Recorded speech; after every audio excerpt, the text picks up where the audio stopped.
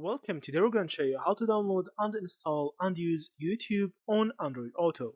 So it's actually very easy. So the first thing that you need to do to use YouTube on Android Auto is to open Chrome on your phone.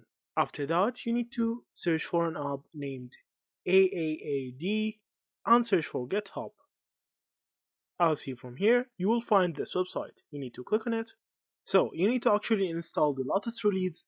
After you scroll all the way down, you will find the releases section and you'll find this app. You can just click on it and now you can install it using this section. Click on here and now it will download. Wait for it till it finishes and click on open. And now you can open the AAD app. Hit on OK. And now you need to enable unknown sources. Open the AAD app and allow unknown sources. After that, you need to go back and install an app named Stream. So this app will actually enable YouTube Stream or YouTube app on your Android Auto. You need to choose the latest version and hit on OK. After that, hit on open.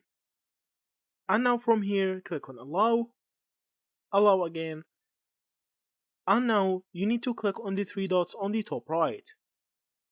Click on settings and enable desktop mode so you can actually view it on your car for best performance and best view.